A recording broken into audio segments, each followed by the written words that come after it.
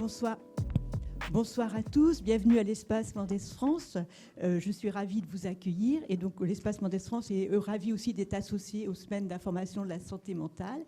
Et je me tourne tout de suite vers Véronique Bounot, donc responsable du pôle santé au CCAS de Poitiers et qui coordonne donc les semaines de la santé et d'information de la santé mentale avec Julie Degorde, donc de l'hôpital Laborie. Donc, elle va vous donner quelques informations sur ces semaines. Et puis également, je remercie le docteur Julie Rolling, donc, qui vient de Strasbourg, qui va être notre intervenante de ce soir pour parler des adolescents. Merci Christine. Donc, bonsoir à tous.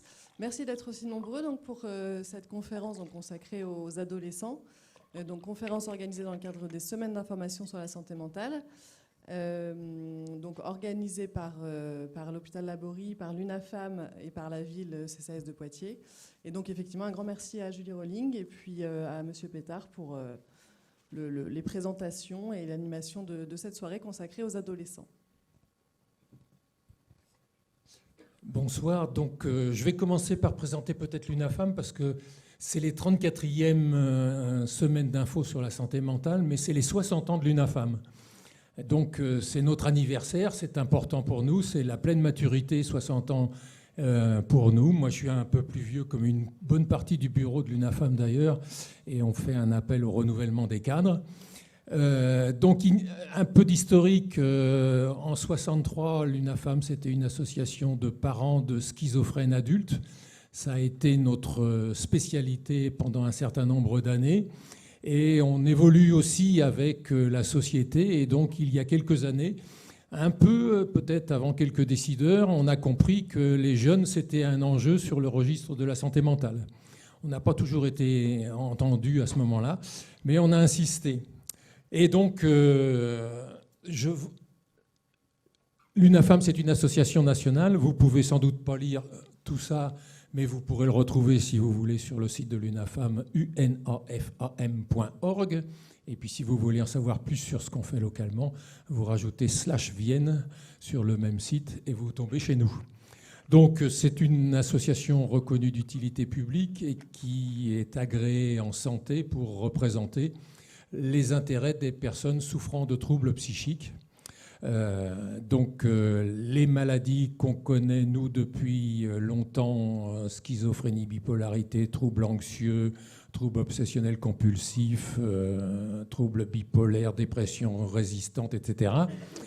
Et puis, on en est aussi convaincu, et ça, c'est pas encore gagné partout et avec tout le monde, que le sanitaire, c'est bien sûr important, il faut rentrer dans le soin, mais qu'il n'y a pas que ça et que le médico-social, c'est aussi important que le sanitaire. Et donc, il y a plein de gens qui parlent toujours d'alliance thérapeutique, mais nous, on préfère parler d'alliance d'accompagnement parce qu'on pense que le sujet le mérite et qu'un parcours de vie, ça s'inscrit avec des béquilles sur le registre de la vie sociale et sur tout un tas d'autres dimensions, le logement, les ressources, la protection juridique éventuellement, des relations sociales qui ont été mises à mal ces dernières années notamment, mais qui sont durablement mises à mal sans doute, et puis une activité professionnelle ou non, dans un milieu protégé ou non, et tout ça dans une approche systémique avec des aidants. Et parmi les choses qui marchent le mieux pour accéder au rétablissement, il y a des aidants formés, informés, accompagnés, soutenus. Donc c'est tout ça qu'on essaie de mettre en pratique chez nous. Là, je suis en train de reculer alors que je devrais avancer. Si je le retourne, ça ira mieux. Donc, on intervient à différents niveaux. Au niveau national, avec d'autres grandes associations de solidarité. On a traîné la France, par exemple, devant le Conseil de l'Europe pour la faire condamner pour inaction dans le domaine du handicap. Et on essaye de faire en sorte que ces questions qui nous préoccupent soient mesurées à leur juste mesure. Donc depuis 4 ans, comme d'autres grandes associations de solidarité, on fait un baromètre que vous pouvez aussi retrouver sur notre site sous cette rubrique-là, un baromètre UNAFAM, et vous verrez tout ce qui manque encore pour que les personnes souffrant de troubles psychiques accèdent à une citoyenneté digne. Donc on n'a pas peur d'affirmer un certain nombre de choses, et puis on est parfaitement raccord avec le thème de ces semaines-ci, et on pose la question en termes de droit. C'est pas de la charité, c'est pas de la gentillesse, c'est pas de la bienveillance. La santé mentale, même quand on souffre de pathologies psychiatriques, c'est un droit. Et donc la société doit faire en sorte que ce droit soit honoré. Et s'il y a des handicaps associés, il faut qu'elle fasse en sorte que ces handicaps soient compensés. Alors voilà les questions qu'on pose au niveau national et qu'on pose aux parlementaires, par exemple. Et puis on est désolé, mais dans la société telle qu'elle fonctionne, on n'a pas le sentiment que ces questions-là émergent et soient visibles à leur juste valeur. Et donc on se dit que quand ça ne se voit pas, parce que les symptômes négatifs sont bien plus importants en termes d'obstacles à une vie digne que les symptômes qui agitent les unes de la presse ou des médias. Donc quand ça se voit, ça dérange. Quand ça ne se voit pas, on s'en arrange. C'est contre ça qu'on essaie de lutter. Voilà mon intro. Et puis maintenant, je passe la parole à la spécialiste du soin. Merci beaucoup, Monsieur Pétard. Je vais peut-être rebondir déjà par rapport à ces mots introductifs. Effectivement, la question des associations, elle est fondamentale, et de l'UNAFAM en particulier. D'un regard extérieur, je dirais, elle est fondamentale pour déstigmatiser les questions de santé mentale et de psychiatrie. Elle est fondamentale parce que vous agissez et vous renforcez justement le tissu social qui fait partie des besoins fondamentaux pour chaque être humain. Et effectivement, je vous rejoins complètement dans la question de la nécessité d'avancer ensemble entre les structures médico-sociales, les structures associatives et le sanitaire. Je vais vous parler d'adolescence, mais par ailleurs, je travaille beaucoup sur le psychotrauma. Et à titre d'exemple, par exemple, on peut proposer la thérapie la plus validée, la plus efficace, avec le meilleur thérapeute spécialisé en psychotrauma à une victime. Si par ailleurs les besoins de base ne sont pas satisfaits en termes de sécurisation psychique, en termes de logement, quand il s'agit de populations réfugiées, en termes parfois de procédures judiciaires, lorsqu'il y a des procédures judiciaires, eh bien on travaillera pas du tout de la même manière, et on ne sera jamais aussi efficace que lorsque ces besoins primaires sont satisfaits. Donc effectivement, il y a une forme de continuum aussi entre le fait que les besoins primaires soient satisfaits et la santé mentale. Et donc c'est vraiment une affaire de société, et vous montriez l'image de l'iceberg, et finalement la question de la psychiatrie peut être un petit peu les symptômes, le sommet de l'iceberg aussi, mais il y a tout le reste qui participe bien évidemment à une évolution favorable ou pas des personnes concernées. C'était les premiers, un petit peu associés par rapport à vos propos introductifs. Alors, je vais peut-être...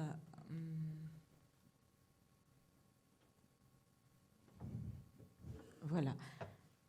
Alors, vous voyez que j'ai fait un acte manqué incroyable, puisqu'il y a différents titres qui ont circulé, et le pédopsychiatre retient, quand nos adolescents ne vont pas bien, quelle place pour les parents. Vous voyez toute la difficulté. Alors, je ne sais pas si c'est le mal-être français ou si c'est l'incapacité parfois des docteurs de parler de ce qui va bien. Mais je vous rassure, tout au long de mon propos, on parlera des choses qui vont bien. Alors, ce que je vous propose ce soir, donc je suis pédopsychiatre à Strasbourg, et je suis ravie d'être avec vous à Poitiers ce soir. Je m'occupe du CMP pour adolescents de l'Eurométropole de Strasbourg depuis plusieurs années, et aussi du centre psychotrauma. Et donc, je vais vous parler aussi un petit peu à partir de mon expérience clinique. C'est donc une conférence finalement avec deux aspects, l'aspect des adolescents et l'aspect des parents, les adultes, les professionnels.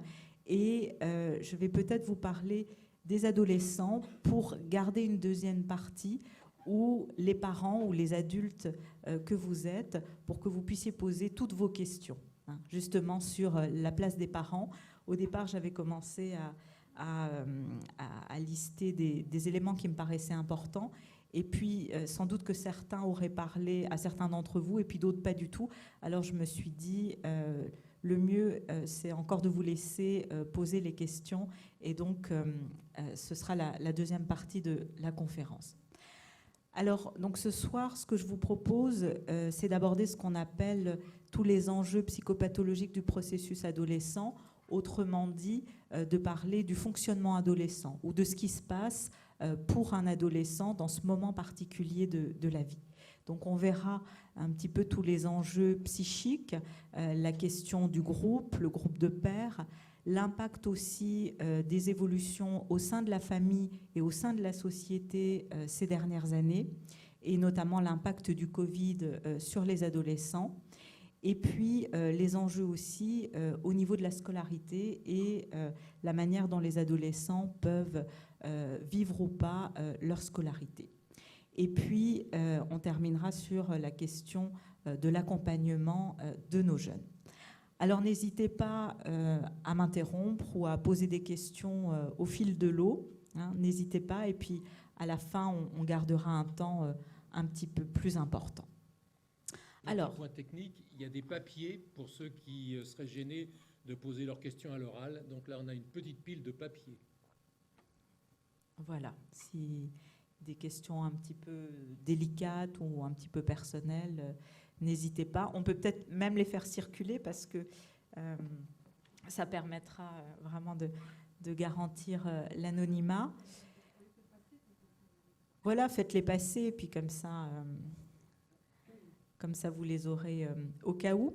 Alors, lorsqu'on parle d'adolescence et lorsqu'on essaye de comprendre nos adolescents, eh bien, c'est compliqué. C'est compliqué et l'une des preuves de cette complexité, c'est qu'il y a un certain nombre de théories, un certain nombre de modèles de compréhension qui existent et qui sont extrêmement variés. Des modèles physiologiques, neurobiologiques, des modèles d'orientation psychanalytique, des modèles cognitifs, tout un ensemble de modèles qui essayent d'expliquer ou qui apportent des tentatives de compréhension par rapport à ce que vivent les jeunes. Donc ce soir, c'est un petit peu en m'appuyant sur ces différents modèles que je vais essayer d'expliciter ce qui peut se passer pour nos adolescents. Alors le premier point, c'est que l'adolescence, c'est une période de mutation. Ça, vous le savez bien. Une mutation qui est d'abord physique. On parle de puberté, qui est sous-tendue par un certain nombre de changements hormonaux. Une mutation physique qui va sous-tendre toutes les modifications psychiques. Donc finalement, un adolescent, son job, c'est d'intégrer ces modifications qui vont s'imposer à lui. On peut dire que le corps s'impose à la psyché. Et donc, ce premier enjeu, ça implique une forme de passivité ou une forme de régression pour les accepter. Souvent, je fais le parallèle avec les adultes qui, tout à coup, ont une maladie. Tout à coup, vous apprenez que vous avez un cancer ou alors vous faites un infarctus et puis on vous dit qu'il faut rester alité. Ou alors vous avez une maladie particulière, on est obligé de vous poser une sonde urinaire, etc. Comment vous faites pour faire face à ces événements que vous subissez? Il y a deux manières de faire. Soit on lutte, soit on s'oppose, on se met en colère, on s'énerve. Et on peut le comprendre. Moi, s'il m'arrivait quelque chose, je pense que je ne serais pas forcément la patiente la plus compliante de la Terre. Soit on accepte et la régression peut faire partie d'un mécanisme d'acceptation. Et alors, souvent quand les ados régressent, on va dire il a la flemme, il n'y a rien qui l'intéresse, il n'est pas motivé, etc., etc. Mais ces mécanismes régressifs ou d'adynamisme, ils permettent aussi à l'adolescent de traverser tout ce qu'il est en train de subir. C'est un temps d'accession au monde des adultes, un temps d'autonomisation. Et à à partir de là, l'adolescent va faire le deuil avec l'enfance et avec ce qu'on appelle les imagos parentaux, c'est-à-dire toutes les représentations parentales qu'il a pu avoir, généralement des représentations idéalisées. Et cette autonomie, eh bien, elle nécessite de, finalement, elle fait que l'adolescent se retrouve d'une certaine manière en conflit, hein, puisqu'il passe d'un état de dépendance, entre guillemets, par rapport à ses parents, par rapport à son statut d'enfant, à un moment où eh bien, d'autres choses sont possibles, y compris physiquement, d'autres choses sont possibles. Par exemple, lorsqu'on n'est pas content avec son père ou sa mère, physiquement, on a beaucoup plus de force, et donc, dans certaines situations, le rapport de force peut s'inverser aussi. Donc, il y a cette dualité entre dépendance et autonomisation. Qui dit autonomisation dit se projeter dans l'avenir, et qui dit se projeter dans l'avenir, eh bien, se projeter, ça comporte un certain nombre d'inquiétudes, et surtout, lorsqu'on se projette dans l'avenir, eh bien, finalement, et dans un avenir d'adulte, eh bien, on ne peut compter que sur soi, ou en tous les cas par rapport au monde de l'enfance. C'est un moment où on attend, la société attend que l'adolescent eh bien, grandisse. Et donc, ces nouvelles sollicitations de l'extérieur, ou parfois ça peut être des pressions aussi que l'adolescent se met lui-même, eh bien, ça va créer dans certaines situations des doutes sur ses potentialités, des doutes sur la confiance que l'adolescent peut avoir ou pas par rapport à lui-même. Donc on voit bien que l'adolescence, c'est vraiment un moment de dualité. Un moment de dualité entre des notions qui, en apparence, peuvent paraître contraires. Par exemple, cette dualité entre dépendance et autonomisation. Comment est-ce qu'on fait, par exemple, pour s'autonomiser alors que financièrement, on reste dépendant de ses parents ? Comment est-ce qu'on fait pour s'autonomiser quand la société dit bah oui, il faut que tu trouves un emploi, etc. Il faut qu'est-ce que tu veux faire plus tard, alors que dans les médias, eh bien, on parle du taux de chômage, des problématiques économiques, etc., etc. Donc vraiment, l'adolescent, il est dans une forme de conflit interne dans lequel il est pris. Une autre dimension duelle au moment de l'adolescence, c'est la dualité entre ce qu'il vit intérieurement et ce qui se passe à l'extérieur. Il y a une phrase de Philippe Jamet que j'aime beaucoup qui dit « Ce dont j'ai besoin, parce que j'en ai besoin, est à la mesure de ce besoin, c'est ce qui menace mon autonomie. » Je vais vous l'expliquer, cette phrase. On l'a dit, l'adolescent, il est soumis à un certain nombre de modifications. En tous les cas, il y a des nouvelles questions qui se posent à lui, des questions au niveau psychique, au niveau psychologique, avec un certain nombre de changements physiques aussi. Donc, on peut dire qu'au niveau subjectif, l'adolescent est dans une période de mutation. Et donc, certaines personnes parlent de crise d'adolescence. Et tous les moments de mutation, de changement, hein, eh ben, ça nécessite quoi ? Ça nécessite, on s'appuie sur l'extérieur. Hein. Parfois, on dit aussi, il ne peut pas y avoir différentes crises. On ne peut pas avoir une crise au niveau personnel et une crise au niveau professionnel. En tous les cas, c'est très difficile pour un individu. Donc, au niveau psychique, l'adolescence, c'est une période de crise qui fait qu'il va être extrêmement sensible au monde externe. Et le monde externe, ça peut être les individus, ça va être ses copains, ça peut être les toxiques aussi parfois, ça peut être les jeux vidéo, c'est le monde externe. Et du coup, il va avoir besoin de ce monde externe. Mais comme il en a besoin, eh bien, ça va l'inquiéter et il va rejeter ce monde externe. Si vous voulez peut-être faire un peu une comparaison, c'est comme en amour. Si vous tombez passionnément amoureux, eh ben ça va être très, très angoissant, parce qu'on perd le contrôle, etc. Et certaines personnes même évitent de vivre des passions amoureuses parce que c'est trop angoissant et c'est trop insécurisant. alors qu'une histoire d'amour peut-être un peu moins passionnelle, eh bien, c'est beaucoup moins dangereux. Eh bien, l'adolescence, c'est pareil. C'est une période de chamboulement. Et cette période de chamboulement fait que les adolescents sont très sensibles à l'environnement extérieur, mais comme ils y sont très sensibles et comme ils en ont besoin, eh ben, ils vont parfois rejeter cet environnement extérieur. En tous les cas, c'est très difficile de trouver la juste distance dans la relation et dans le rapport avec un jeune. Que ce soit votre enfant, que ce soit votre élève ou que ce soit votre patient. Moi, j'ai des patients qui, voilà, quand peut-être je pose des questions un peu trop précises ou quand je m'approche un petit peu trop psychiquement, ils vont me dire « Mais docteur Rowling, ça ne vous regarde pas ».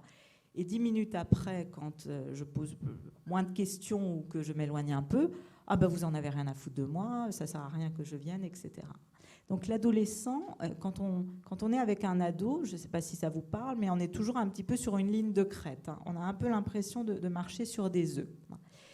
Et ça, c'est vraiment lié finalement à tout le travail qui est en train de se faire psychiquement, au niveau identitaire, dans la construction des adolescents. Et puis, il y a d'autres mécanismes aussi, et notamment des mécanismes neurobiologiques. Donc ça, l'adolescent, il y est pour rien, vous y êtes pour rien.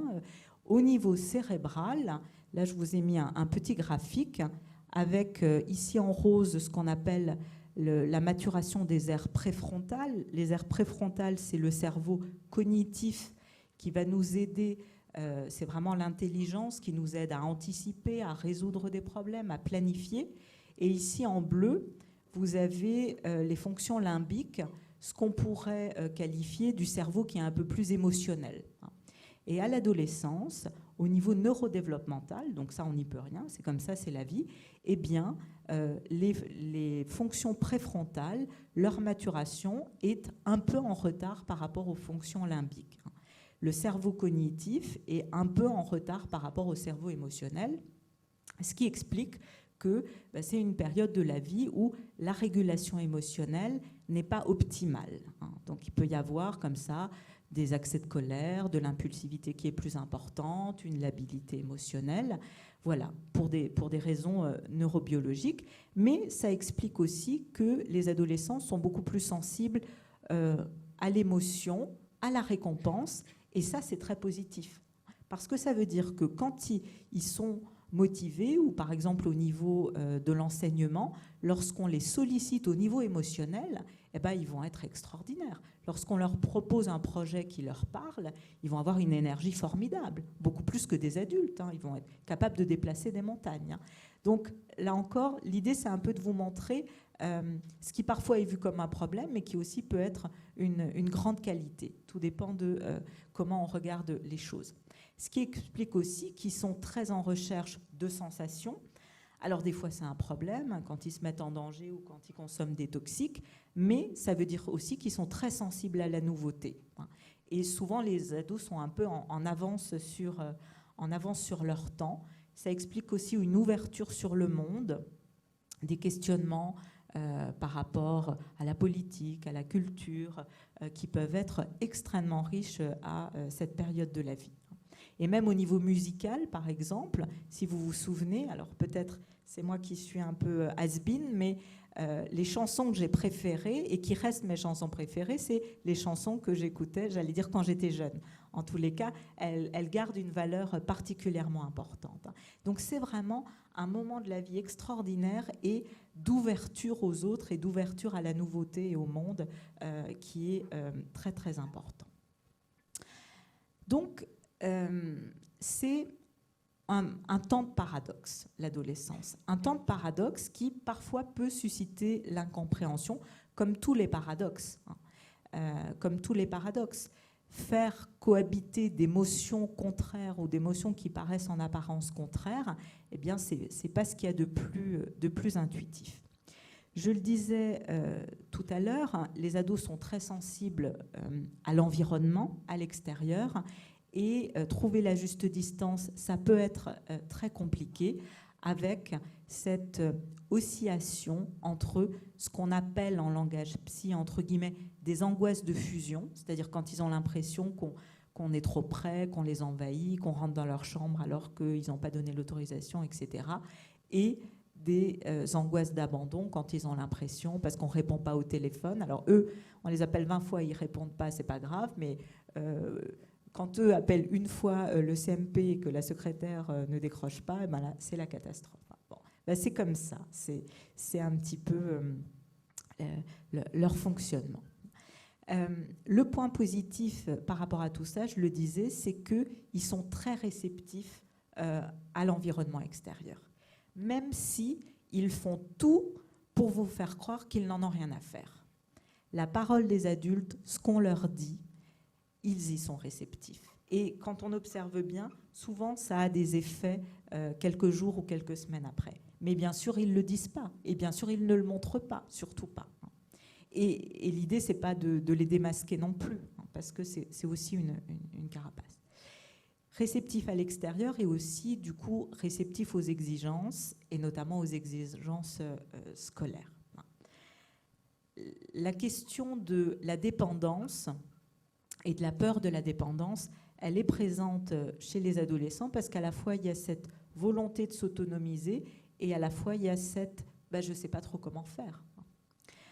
Donc, pour supporter un petit peu tout ce qu'on vient de dire, le rapport à l'autre, ce qui est attendu de l'adolescent, etc., eh bien, il ne va pas mettre tous ses œufs dans le même panier, je dirais, et il va y avoir le groupe qui va être extrêmement important pour les adolescents, ce qu'on appelle le groupe de pairs. Alors aujourd'hui, les adolescents ils continuent de squatter ensemble. Des fois, ça passe par les réseaux sociaux, ça passe par le virtuel. Et alors, à ce moment-là, on n'a pas toujours, en tant qu'adulte, une visibilité globale sur ce qui se passe. Mais en tous les cas, le groupe reste extrêmement important. Pourquoi ? Pas pour nous embêter, pas pour nous embêter, mais parce que ça permet justement de ce qu'on appelle diffracter les transferts. D'avoir des relations noyées dans un groupe, c'est beaucoup moins dangereux que d'avoir des relations unilatérales. Même si, généralement, il y a aussi un meilleur ami ou une meilleure amie dans le lot. Mais pour la majorité des adolescents, cette dimension de groupe, elle sera extrêmement sécurisante. Et cette dimension de groupe, elle va permettre aussi aux jeunes de pouvoir recueillir, en tous les cas, d'y trouver ce qu'on appelle des figures identificatoires. Et les figures identificatoires, elles varient en fonction des époques. Elles varient en fonction des époques et puis on n'a pas trop le choix, en fait. On n'a pas trop le choix, c'est-à-dire parfois un adolescent va s'identifier à vous et puis vous êtes psychologue, enseignant, l'oncle ou la tante et puis c'est vous qui l'a choisi, et ben c'est comme ça, on ne choisit pas. Alors des fois c'est très visible parce qu'il peut y avoir des phénomènes de mimétisme.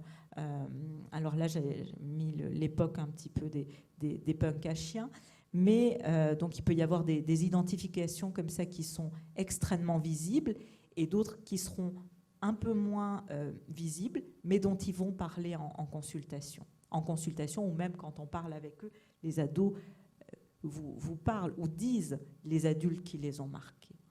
Et je dirais peut-être l'un des enjeux aujourd'hui, en tant que parent, en tant qu'adulte, c'est comment est-ce qu'on se prête ou pas à être et à rester des figures identificatoires pour nos adolescents.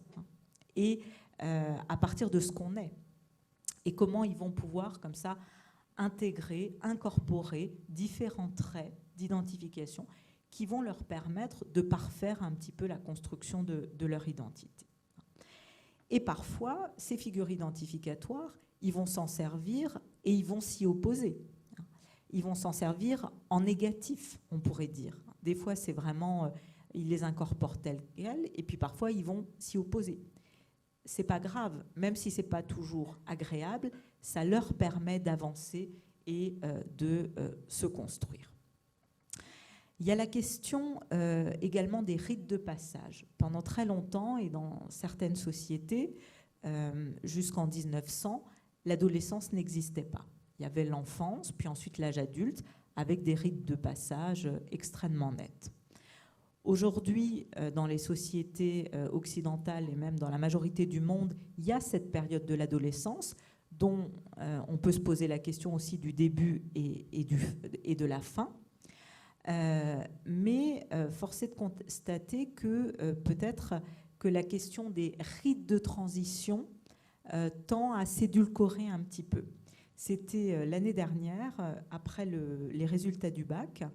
J'avais un certain nombre d'ados qui avaient stressé pour le bac. En plus, il y avait eu Parcoursup. Enfin, ils avaient été très stressés. Donc, pendant des semaines, on a travaillé ces choses-là. Et puis ensuite, ils ont tous eu le bac avec des bons résultats. Et puis, bon, moi, j'ai été très fière. Avec l'équipe du CMP, on a regardé sur tous les listings de bac comme des parents. Hein, si les ados qui étaient suivis, ils avaient eu. Voilà, donc on a été très, très fiers, surexcités.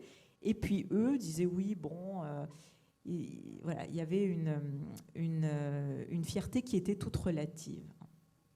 Et la question, et du coup je leur ai demandé, je leur ai dit, bah voilà, tu vas le fêter, qu'est-ce que tu as prévu par rapport à, tu as eu ton bac, quoi, bah non, on va rien faire, etc. Et puis je leur disais, mais quand même. Alors donc je renversais, je disais, mais pendant 3 mois on a parlé que de ce bac, là maintenant tu l'as eu, tu fais ce que tu veux, mais pendant 3 mois, ça t'a angoissé, tu t'es arrêté sur tout ce qui était négatif, et maintenant qu'il y a quelque chose de positif, c'est peut-être important de le marquer aussi. Mais c'était pas si évident que ça, hein, pour eux de le fêter, mais ça va sans doute aussi avec une évolution de la société, hein. À la fois, on va au restaurant où on commande, c'est devenu anodin, c'est devenu banal, mais à la fois, quels sont encore les grands moments symboliques qui rythment le temps de la semaine ou le temps de l'année dans la société actuelle, hein. Certains jeunes qui viennent au Campa, Pâques, ils ne fêtent plus, Noël, des fois un petit peu le 24 décembre. Et du coup, comment aussi on peut réintroduire un peu de symbolique parce que le symbolique, eh bien, ça permet aussi une valorisation au niveau narcissique. Donc, les ados, aujourd'hui, ils évoluent dans un monde où les repères sont un petit peu plus flous. Alors, je ne dis pas que c'est bien ou que c'est moins bien, c'est comme ça, c'est comme ça. Ce qui illustre le mieux cet élément, c'est cette question de l'adolescence. Est-ce que ça commence à 10 ans? Est-ce que ça commence à 11 ans? Quand est-ce que ça s'arrête? Même la question de l'adolescence, c'est difficile à définir. Alors, techniquement, on dit que c'est au moment de l'entrée dans la puberté. Et puis, pour la fin de l'adolescence, là, c'est un petit peu plus compliqué, parce que est-ce que c'est à 18 ans quand on devient majeur? Est-ce que c'est à la fin des études quand on gagne une autonomie financière? Quand est-ce que c'est? Bon. Le professeur Claude Burstein à Strasbourg disait « La fin de l'adolescence, c'est le moment où on s'achète une machine à laver. » Sous-entendu, c'est le moment où les parents ne lavent plus le linge. Bon, c'est une définition toute relative. Mais effectivement, les ados grandissent, évoluent dans un monde peut-être plus flou, peut-être aussi un peu plus incertain. C'est comme ça. Ils s'en débrouillent plutôt très très bien, on le verra. La famille aussi évolue d'un modèle familial traditionnel à un modèle familial auto-organisé, avec dans certaines familles, la question de la coparentalité, la question du réseau parental, hein. Donc on a des éléments comme ça qui évoluent. C'est des modèles qui sont différents. Le modèle traditionnel, eh bien, c'était peut-être un modèle plus vertical, plus hiérarchique, avec des limites. Les limites, elles existent toujours. Il y a toujours des limites dans la vie, on ne peut pas faire ce qu'on veut. Mais peut-être des limites qui étaient un petit peu plus claires, et l'existence de ces limites un petit peu plus claires permettait peut-être aussi aux ados de se protéger. Déjà, ça leur permettait de s'opposer à ces limites, ce qui n'est pas rien, les transgresser, ce qui n'est pas rien, ça crée une forme de jubilation. Et puis ensuite, ça leur permettait de se protéger derrière aussi.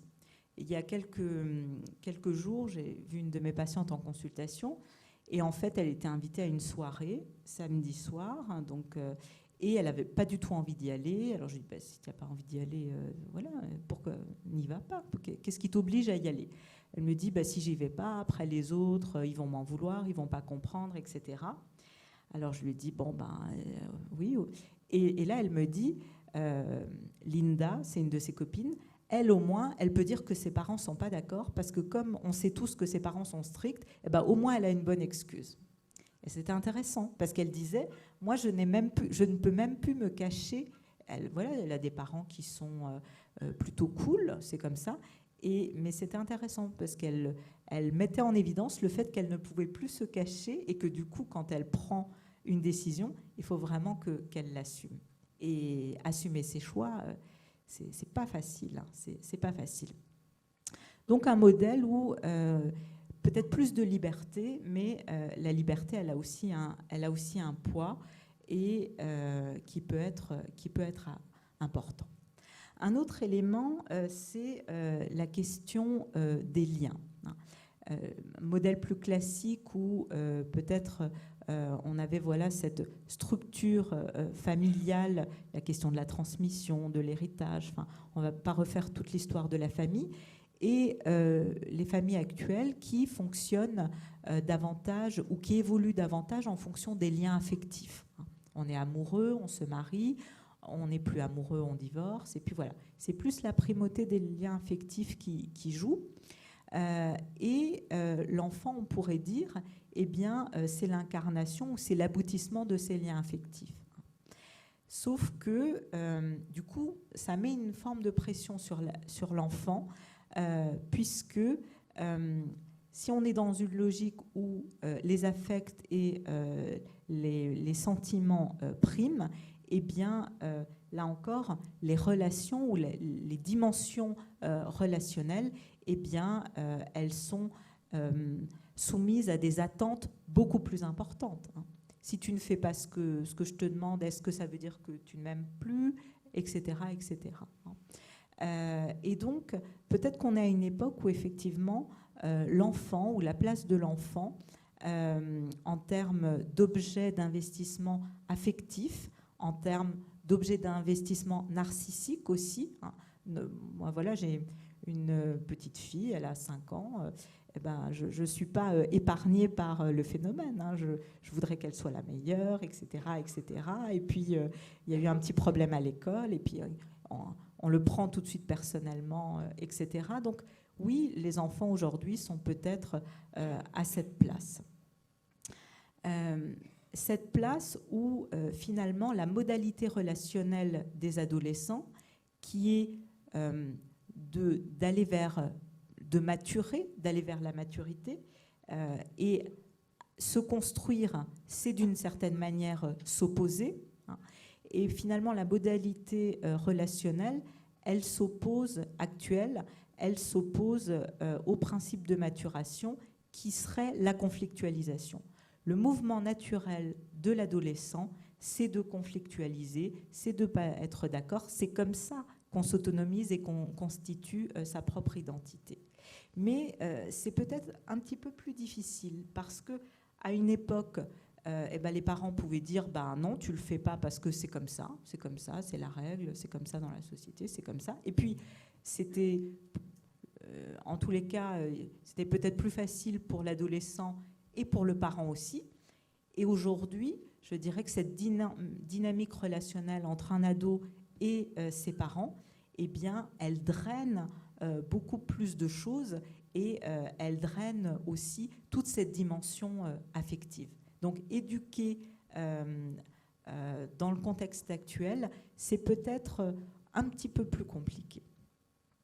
Alors, il y a la question de la famille et puis il y a la question aussi du monde qui évolue, puisqu'on est passé à un monde mondialisé. Il y a des questions de guerre, d'écologie.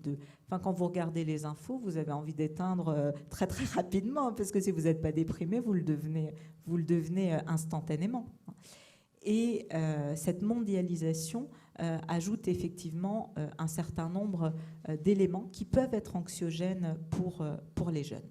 Alors là encore, les jeunes en font leur affaire. Et la majorité des adolescents vont bien. Là, vous avez quelqu'un en face de vous qui voit plutôt les adolescents qui vont pas bien. Et encore, ils vont pas bien à un moment de leur vie. Je dirais que 90% des jeunes qu'on prend en charge au Campa, c'est mon unité, on a 700 ados qu'on prend en charge, vraiment qu'on suit régulièrement par an. Et 90%, eh ben, finalement, c'est un moment, c'est un passage dans leur vie. Et après, il y a les 10% restants où là, on est vraiment sur des tableaux plus sévères. Mais la majorité, ça va vraiment être un moment de passage, une transition dans leur vie on va les accompagner, on va les aider à négocier cette transition. Mais donc, peut-être une société ou un monde qui est un petit peu moins structurant. Et or, l'adolescent, il a besoin de structure, même s'il dit le contraire et même s'il fait tout pour s'y opposer. Et ça, on le voit très bien dans les unités d'hospitalisation, dans les rapports des ados avec les éducateurs, avec les infirmières, les aides-soignantes. Et bien souvent, les éducateurs ou les aides-soignantes qui sont plutôt dans l'affectif, le premier, le deuxième jour, il y a beaucoup de complicité. Et à moyen et long terme, c'est souvent avec les éducateurs un peu plus cadrants que les adolescents accrochent le plus. Parce que voilà, les adolescents testent. Ils testent notre contenance, ils testent notre consistance.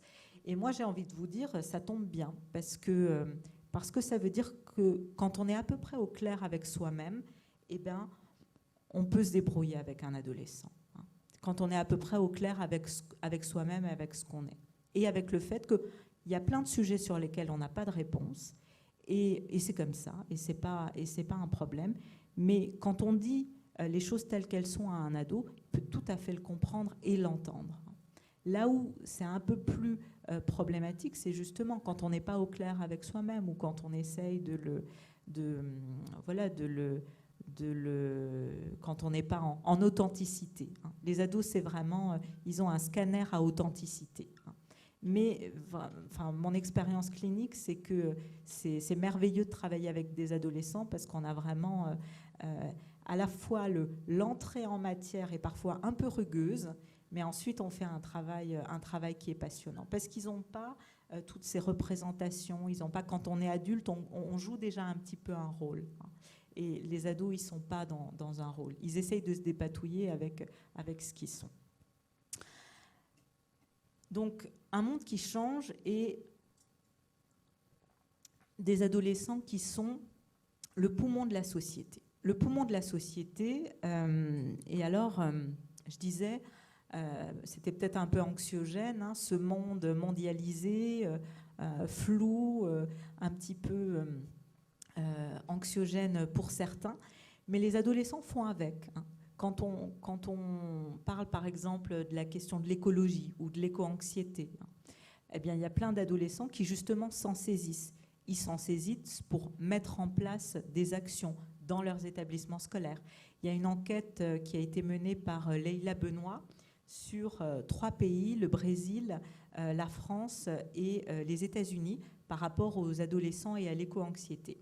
Et ce qu'elle a mis en évidence, c'est qu'aux États-Unis, les adolescents mettaient en place des actions assez facilement dans les établissements scolaires et que les ados français, ils étaient très bien formés, ils avaient une très bonne culture par rapport à l'écologie, etc. Mais par contre, quand ils essayaient de passer à l'action ou de mettre en place quelque chose, eh bien, généralement, ça pêchait un petit peu. Et là, c'est peut-être l'une des premières pistes, c'est un adolescent, quand il a une idée, comment on va pouvoir le soutenir dans la réalisation de cette idée. Le soutenir, y compris parfois dans ses allers-retours, parce que souvent ce qu'on entend, c'est « oui, enfin bon, il a une idée, mais derrière, il n'y a rien qui suit, etc. etc. » Oui, il fait des allers-retours, mais comme nous, sauf qu'au départ, il est plus enthousiaste, peut-être. De la même manière, je vous disais, ce monde qui évolue avec une mondialisation des cultures asiatiques qui peuvent arriver en France ou autres. Enfin, voilà, un monde qui est peut-être moins clair qu'il ne l'était à d'autres époques, où on avait le monde communiste, le monde soviétique, l'éducation, ça marchait comme ça. Enfin voilà, les repères étaient assez clairs. Et du coup, si on voulait déroger aux repères, c'était assez clair aussi. Aujourd'hui, c'est un petit peu plus compliqué. Et bien là encore, dans ce monde qui évolue, les adolescents innovent et certains y trouvent leur place aussi. Et si vous allez sur Internet, il y a tout ce qu'on appelle les plurials. C'est des communautés qui se décrivent comme des communautés plurielles, c'est-à-dire des personnes qui considèrent que leur identité, c'est d'être constituée d'identités multiples. Vous me direz, on est tous un petit peu constitués d'identités multiples, on est tous différents. Mais en tous les cas, c'est une communauté qui est un petit peu en marge par rapport aux troubles dissociatifs de l'identité dont on parle beaucoup en ce moment. Mais en tous les cas, ce qui est intéressant par rapport à cette communauté plurielle, c'est dans un monde où justement on a l'impression que c'est très flou, qu'il n'y a plus de limites et que ça part un petit peu dans tous les sens, eh bien, il y a des catégories de jeunes et d'ados qui disent nous, notre identité, c'est ça. C'est d'être plein d'identités différentes. Et ils se regroupent sous la forme de communautés avec un militantisme qui est en train de se développer. Tout ça pour vous dire que de la même manière que pour l'éco-anxiété, de la même manière que pour la guerre, les adolescents ont les ressources en eux pour transformer l'essai. Alors, compliqué d'être un ado, mais compliqué aussi d'être un parent. Pour plein de raisons, j'en ai listé quelques-unes, mais l'absence de consensus sociétal sur l'éducation. Peut-être qu'il y a une époque, eh bien, il y avait des règles qui étaient ce qu'elles étaient et qu'on peut critiquer aussi grandement. Mais une forme de cadre, un petit peu, les règles du jeu étaient posées. Aujourd'hui, alors je peux vous parler aussi de mon expérience personnelle. Quand je suis devenue maman, il y a 50 conseils différents, 3000 émissions différentes, 50 000 magazines. Alors bon, voilà, si vous essayez de suivre tous ces conseils, c'est impossible. Donc c'est sûr qu'on va être dans l'erreur. C'est sûr qu'on va être dans l'erreur par rapport à un de ces conseils. Donc là aussi, le fait qu'il n'y ait pas les enseignants de l'éducation nationale, je leur fais des séances de reprise et ils s'arrachent les cheveux. Mais parce que c'est compliqué. Alors ils me disent, c'était la semaine dernière, ils disent mais comment vous voulez qu'on fasse? Dans ma classe, il y a un 10, il y a un ado qui parle pas français, il y a un autre qui fait... Moi, comment je fais? Oui, c'est extrêmement compliqué. On ne peut pas se diffracter à l'extrême. Et donc cette absence de consensus peut-être sur l'éducation, ça fait quoi? Ça fait qu'en tant que parent, sur quoi est-ce qu'on se repose? La question des injonctions contradictoires, la question de l'étayage familial aussi, qui est inhérent au mode de vie moderne et qui fait que parfois on peut vivre loin des générations précédentes, les grands-parents notamment. Les inquiétudes par rapport au numérique, parce que c'est vrai qu'avec le numérique, avec les réseaux sociaux, il y a un certain nombre de nouveaux dangers qui arrivent, notamment la question du cyberharcèlement, et sur lesquels les parents ont peut-être moins de prise. Alors on peut mettre en place le contrôle parental, il y a un certain nombre de choses qui sont possibles, mais en tous les cas ça crée de nouvelles inquiétudes. Et puis pour certains parents, effectivement, l'exigence aussi d'être parfait sur plein de fonctions différentes. Alors il faut être un super papa, il faut être un super mari, il faut être un super manager au boulot, il faut être super partout. Et alors là, avec ça, on est bien aidé. Donc, compliqué tout ça. Et dans ce contexte-là, arrive le Covid et l'impact du Covid. Alors, il y a eu différentes études après le Covid, et notamment des études en population en fonction des classes d'âge. Et ce qui était intéressant, c'est que chez les adolescents, les jeunes, et les personnes âgées, c'était parmi la classe d'âge qui avait été le plus touché et le plus précocement touché au niveau psychique. Au niveau psychique et pour tous les troubles. épisodes dépressifs, le trouble alimentaire, idées suicidaires. Il y a vraiment une augmentation globale de tous les troubles, à part la schizophrénie. Les personnes avec schizophrénie, le taux de prévalence de schizophrénie est resté stable, ce qui là aussi est un indicateur particulièrement intéressant. Et voire même, moi je dirais, chez les jeunes dont je m'occupe qui ont des troubles schizophréniques, eh bien, au moment de la première vague, c'était presque, si on parle de normalité, les plus normaux. Et ceux qui me disent, quand on les appelait, quand on faisait les consultations par téléphone, disaient « Et vous, Dr Rowling, à l'hôpital, tout se passe bien ?» C'était vraiment incroyable et très, très touchant. Alors, pourquoi est-ce que tous les troubles augmentent ? Eh bien, c'est très simple, parce qu'on aurait pu se dire, bon, eh bien, on est tous très angoissés, donc on va tous présenter des troubles anxieux. Mais la réalité, c'est qu'on a tous un fonctionnement différent, et en situation de stress, eh bien, vous allez décompenser selon votre mode de fonctionnement. Et donc, si vous avez plutôt peut-être une vulnérabilité ou une tendance dépressive, peut-être vous allez vous effondrer.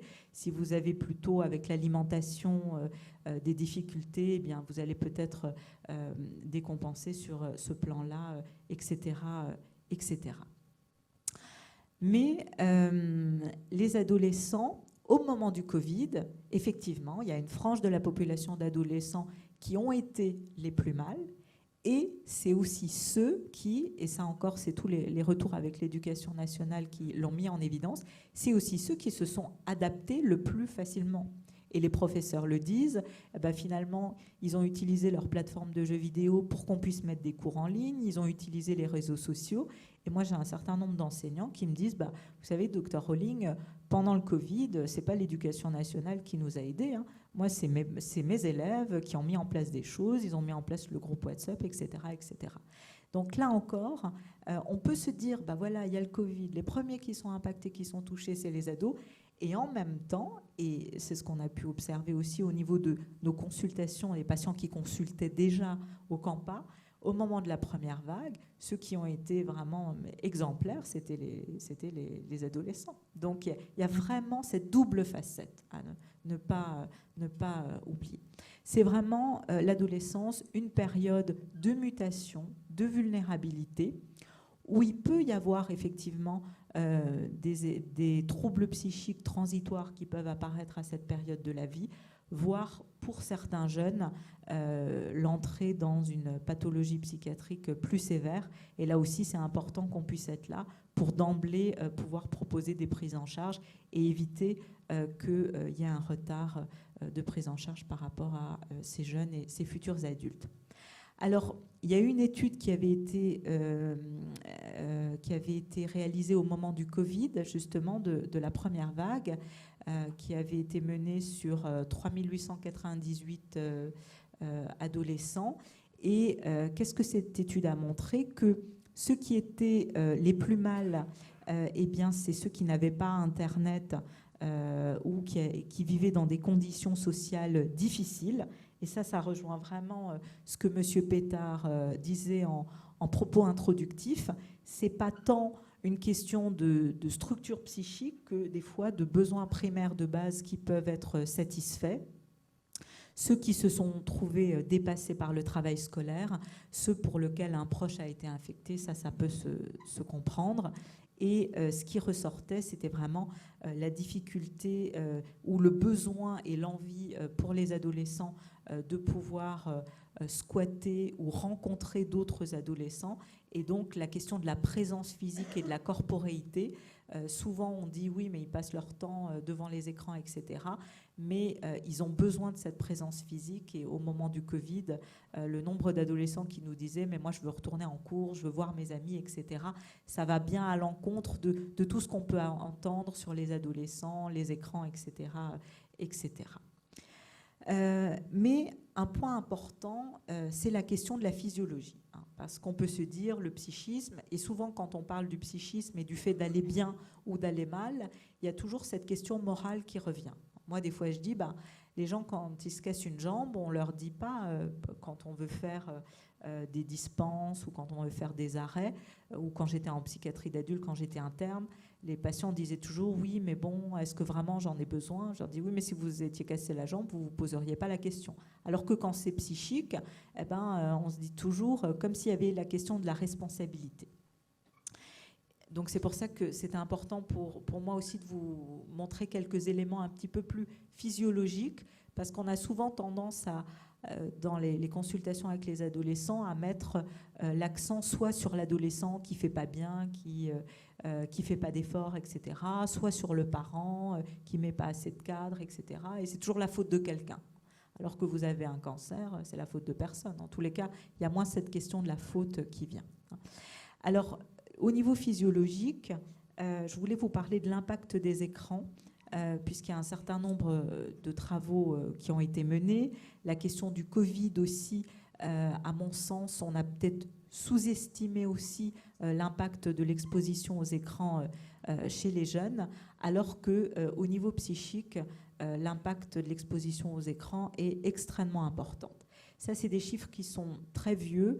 2014, 8,5 heures par jour devant un écran chez les jeunes de 15 ans. Donc, autant dire qu'aujourd'hui, ça a sans doute augmenté. Mais ce qui était intéressant dans cette étude, c'est le fait que 15% des jeunes disaient qu'ils se connectaient la nuit. Ils recevaient des SMS la nuit.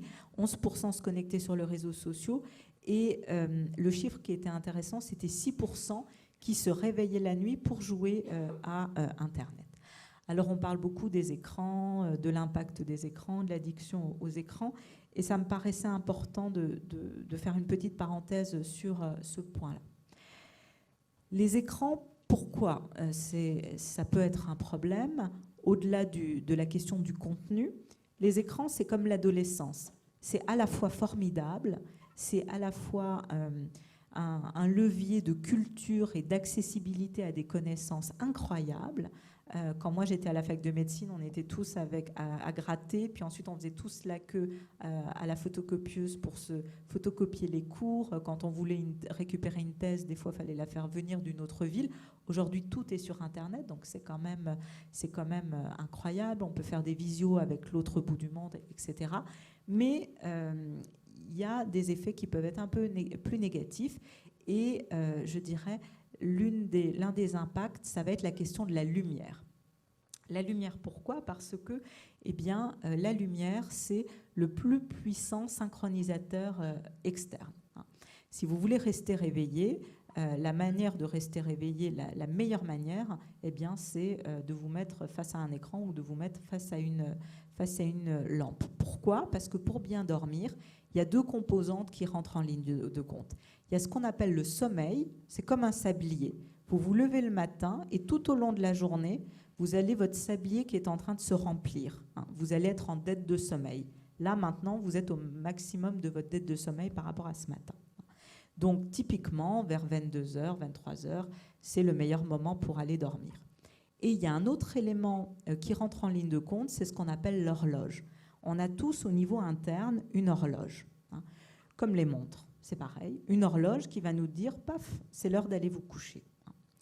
Et ces deux éléments, le fait d'aller se coucher au bon moment et d'aller se coucher quand la pression en sommeil est maximale, ça fait qu'on va pouvoir s'endormir correctement et passer une bonne nuit de sommeil. Et ces deux éléments, ils sont sous la dépendance de la lumière qui passe par les rétines et qui va jusqu'au noyau suprachiasmatique. Le problème, c'est, je le disais, que quand on reste devant des écrans, ça renvoie un message à notre cerveau via une synthèse de mélatonine, et ça renvoie au cerveau le fait que, en fait, il fait jour et que c'est pas le moment de dormir. Et il y a un autre élément qui est important dans le sommeil, c'est ce qu'on appelle les chronotypes. Dans la population, comme chez les oiseaux, on va avoir des chronotypes du soir, comme chez les oiseaux, c'est les hiboux, et des chronotypes du matin, les alouettes chez les oiseaux. Et dans la population générale, c'est pareil. Il y aura des personnes qui seront plutôt du soir et des personnes qui seront plutôt du matin. C'est lié à des éléments génétique et à des éléments hormonaux. Et puis la majorité de la population qui aura un chronotype à peu près normal. Et qu'est-ce qu'on sait?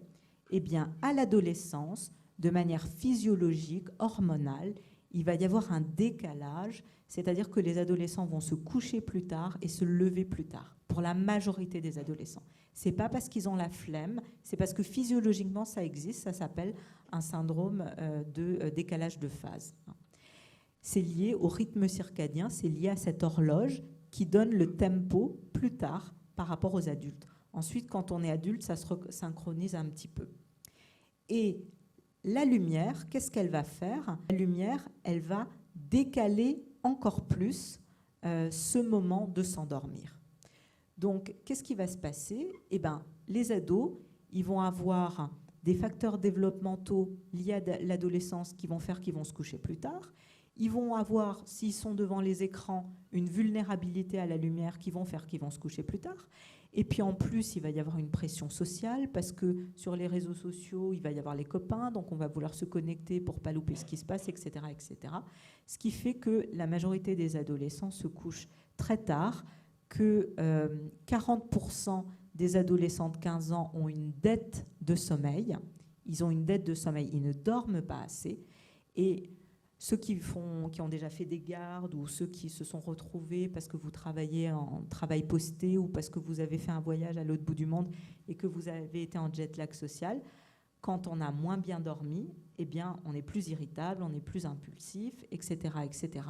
Et ce qu'on sait aussi, c'est que quand on est en dette de sommeil, indépendamment du fait d'avoir un trouble psychique, eh bien, on a plus de symptômes dépressifs, plus un impact sur le surpoids, l'obésité et aussi davantage d'idées suicidaires. Et de la même manière, au niveau cognitif, il y a plus de troubles de l'inattention et d'hyperactivité. Et ça, on le voit bien. Vous voyez les petits-enfants, quand ils ne font pas leur sieste, ils sont complètement agités, insupportables, ils chouinent, etc., etc. Et donc ça, c'est vraiment lié à des modifications neurobiologiques et notamment à une hyperactivation de l'amygdale qui va être hyperactivée lorsqu'on est en dette de sommeil. Et ce qu'on a vu tout à l'heure, si vous vous souvenez, c'est que les ados, déjà de base, ils ont une plus grande difficulté à réguler leurs émotions. Et donc, vous faites le processus adolescent normal, ils ont du mal à réguler leurs émotions. Les écrans, la privation de sommeil, eh bien oui, pour un certain nombre d'adolescents, ça va augmenter la difficulté à gérer leur anxiété, leur état de tension interne, de colère, etc., etc. Et donc, pour certains, ce sera vraiment juste qu'ils seront un peu insupportables, un peu irritables. Et puis pour d'autres, où on aura un impact beaucoup plus important. Donc, par exemple, pour certains, à l'extrême, les TDAH, ou pour certains, des troubles du comportement importants, etc. Je ne vais pas rentrer dans les détails. Mais tout ça pour dire que l'évolution de la société, et pas que de la famille, mais l'évolution de la société et de toute la technique qui est à notre disposition, et c'est très bien, enfin je veux dire, le progrès, c'est très très bien, mais ça modifie aussi notre fonctionnement, ça modifie notre psychisme, ça modifie notre rapport au temps. Il y a l'année dernière, je commande rarement sur Amazon, 2 fois dans ma vie, mais là j'avais commandé, parce que c'était un truc que j'avais trouvé nulle part d'autre, un livre écrit en Suisse, et je commande, et le surlendemain, je reçois ce livre. Alors j'étais impressionnée, ou le lendemain, même le lendemain soir, je me suis dit, mais c'est incroyable, c'est déjà là, etc. C'est sûr que si vous commandez 50 fois par an pour Amazon, la fois d'après, quand vous allez appeler le CMP, que la secrétaire va vous dire, il y a 3 semaines de délai, vous allez dire, mais c'est pas possible, qu'est-ce qu'ils foutent au CMP, ça ne va pas, ça n'avance pas.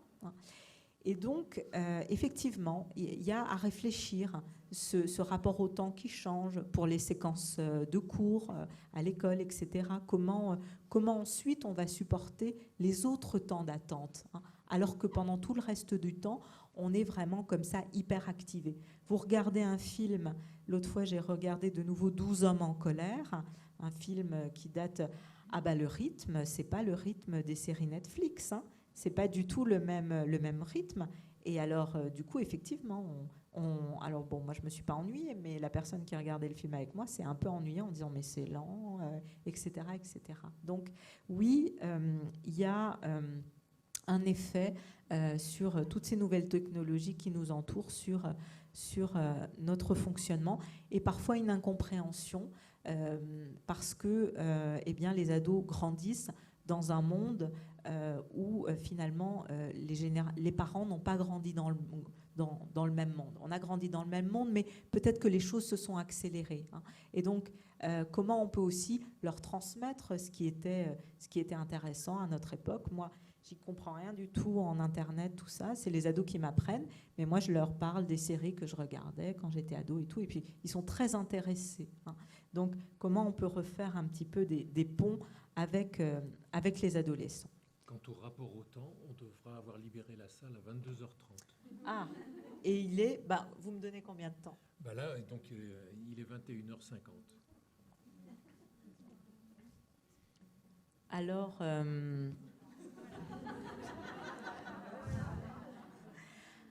Alors, on peut faire comme vous voulez. On peut faire comme vous voulez. Je vous dis, et puis vous me dites, j'avais prévu un petit panorama, phobie scolaire, harcèlement, suicide, et puis ensuite, comment on rencontre un ado, et puis après les questions. Ou alors, on peut passer directement aux questions. Ça, c'est vous qui me dites. C'est comme vous voulez. Est-ce qu'il y a certains qui veulent déjà poser des questions? Ou est-ce qu'on continue le déroulement de l'intervention de Madame Rolling? Un petit tour sur le scolaire. Un petit tour sur le scolaire. Vous avez le choix, c'est merveilleux. Alors, et puis vous me coupez quand vous voulez. Hein. Non, mais moi, je n'ai que la contrainte ultime. Oui, oui, et puis on va pas se... donc, l'impact au niveau des apprentissages. L'impact au niveau des apprentissages, il peut être très important. Et là encore, c'est un petit peu une aberration ou une contradiction, c'est-à-dire c'est un moment capital pour eux en termes d'orientation scolaire, en termes d'exigence scolaire que ce moment de l'adolescence. Et en même temps, c'est le moment où, au niveau psycho-affectif, pour certains, ils ne sont pas du tout dedans. Ils sont en train de se poser des questions sur le petit copain, la petite copine. Ils sont en train de se poser des questions sur eux, et des questions qui sont très psycho-affectives. Et on va leur demander d'utiliser la dimension cognitive. Parce que pour apprendre correctement, qu'est-ce qu'il faut? Bon, il faut des capacités cognitives. Et puis, il faut aussi des capacités attentionnelles. Il faut avoir un minimum confiance en soi. Hein. Parfois, les échecs sont plus liés à la perte de confiance en soi que dans les capacités réelles. Il faut de la motivation aussi. Et puis, certains ados, il faut le dire, certains, ils ne sont pas très motivés. En tous les cas, comment le système scolaire peut parfois accepter d'attendre 1 an ou 2 ans que l'adolescent, tout à coup, y soit à cet endroit du scolaire. Hein. Tout le monde n'est pas fait de la même manière. Et puis, il faut aussi pouvoir, je dirais, utiliser toute la machinerie. Et là, la question du sommeil et la question de la régulation émotionnelle et attentionnelle, elle est extrêmement importante aussi. Donc, on est vraiment dans un paradoxe qui est, à la fois, on leur demande beaucoup, on leur demande de pouvoir se concentrer, on leur demande de savoir ce qu'ils veulent. Parcoursup, là, c'est une usine à gaz. Enfin, en tout cas, ils ont tous parlé en consultation de cette espèce d'outil un petit peu qui vraiment les renvoie à la question de la dépossession et de l'absence de maîtrise de leur destin. Enfin, c'est quand même assez questionnant, on peut le dire. En tous les cas, voilà, peut-être certains ados, ils ont besoin d'un peu plus de temps. Certains ados, peut-être que la question scolaire, il faudra pouvoir la travailler autrement. L'école, c'est vraiment un catalyseur qui, à la fois, peut être une ressource incroyable, mais qui, à la fois, révèle parfois les difficultés de l'adolescent, parfois du lien parent-adolescent. C'est vraiment la question du lien qui souvent je n'aime pas trop qu'on dise c'est l'ado qui est le problème ou le parent le problème. C'est la question de comment le lien s'est constitué au fil du temps, quels sont les événements de vie aussi qu'un ado et ses parents ont traversés. Parce que parfois, il y a eu des deuils, parfois, il y a eu des catastrophes, des problèmes économiques. Enfin, voilà qui fait que le lien a été mis à mal et qu'il faut parfois retravailler un petit peu ce lien. Alors, j'ai, de manière un peu schématique et très arbitraire, distingué 2 catégories. La catégorie, on va éviter le problème, donc on va éviter l'école avec toute la question des déscolarisations. Et puis, on va éviter de souffrir avec toute la question des tentatives de suicide. Alors, si on commence un petit peu avec ce qu'on appelle le refus scolaire anxieux ou la phobie scolaire. La phobie scolaire, c'est un terme qui s'est largement généralisé. On parle aussi de refus scolaire anxieux. C'est un petit peu l'arbre qui cache la forêt. Qu'est-ce qui fait qu'un ado ne va pas à l'école ? Ça peut être plein de raisons différentes. Ça peut être effectivement un trouble anxieux généralisé, ça peut être un deuil parce que sa maman vient de décéder, ça peut être un jeune qui a été harcelé, ça peut être un trouble dépressif sévère, ça peut être parfois une entrée dans une psychose ou dans des symptômes négatifs de schizophrénie qui apparaissent et qui n'ont pas été repérés. Et donc, du coup, un jeune qui va s'isoler, qui va se renfermer. Donc, c'est vraiment l'arbre qui cache la forêt. Mais ça doit être un signe d'alerte et ça ne doit pas être banalisé. Les enseignants, là, en ce moment, ils me racontent, ils me disent, il y a toujours eu les absentéismes occasionnels. L'ado qui avait l'appendicite ou qui avait une fracture de la jambe, ça a toujours existé. Il y a toujours eu une minorité d'absentéisme chronique parce qu'un jeune avec de grosses difficultés, il y a toujours eu. Mais aujourd'hui, avec Parcoursup, avec la modification du baccalauréat, avec tout ça, il y a depuis le post-Covid, un nouvel absentéisme qui s'est mis en place, un absentéisme un petit peu étudié, mais aussi parce que les jeunes sont stressés, alors du coup, ils ne vont pas à certains cours pour pouvoir réviser d'autres, etc., etc. Donc ça aussi, c'est un phénomène qui est en train d'apparaître et qui est inquiétant parce que l'idée est bonne de se dire bon, je ne vais pas aller à tel cours pour réviser, pour avoir une meilleure note, mais c'est reculer pour mieux sauter. Donc est-ce qu'on les soutient dans reculer pour mieux sauter ou est-ce qu'on leur dit bah voilà, tu as 15 jours pour cet examen, c'est peut-être tu aimerais plus, mais fais ce que tu peux dans ces 15 jours-là et puis ensuite on t'accompagnera et puis ensuite on verra comment ça se passe pour toi. Et de toute façon, tout le monde a 15 jours. Mais le problème, c'est que maintenant, comme certains sont absents, donc du coup, les autres, ils font pareil parce qu'ils se disent oui, mais l'autre, il a eu 2 jours de plus pour réviser, etc. Donc, on arrive vraiment dans un cercle vicieux. Ce qui est vraiment important de retenir, donc les motifs liés au contexte, la question du refus scolaire anxieux ou de la phobie scolaire qui regroupe vraiment plein de diagnostics différents. Et puis, la situation un peu plus historique de l'école buissonnière, du jeune qui ne veut pas aller à l'école, ça ne l'intéresse pas, ce n'est pas pour lui. Et on a un jeune actuellement au Campa, voilà, c'est pas à l'école, ça ne l'intéresse pas. Et c'est un jeune, il veut faire un apprentissage. On pense que ce sera très très bien pour lui. Alors là, c'est un peu les parents qui sont pas tout à fait du même avis, mais voilà. Et donc, il va pas à l'école, mais pas parce qu'il est angoissé, pas parce qu'il n'a pas les capacités, mais parce qu'il ne le souhaite pas. Donc, il y a vraiment ces 3 catégories. Je peux pas, je ne veux pas. Bon, eh ben, on a le droit aussi à 17 ans, voilà, c'est aussi à entendre. Et puis, la question de la phobie scolaire qui est vraiment je veux, mais je ne peux pas. Des jeunes qui voudraient aller à l'école, mais qui n'arrivent pas à franchir le cap, à franchir le pas. Et là encore, on a besoin de l'école et on propose des aménagements, des PAP ou différents aménagements. Et là encore, l'hôpital ne peut pas travailler seul et on a besoin de l'école et des parents pour pouvoir avancer avec le jeune. Dans les situations de phobie scolaire, un élément auquel il faut être particulièrement vigilant, c'est la question du harcèlement scolaire. Parce que qu'est-ce qui fait qu'on n'arrive pas à aller à l'école ? Certaines fois, c'est vraiment la question de l'angoisse ou parfois de la difficulté à quitter le domicile.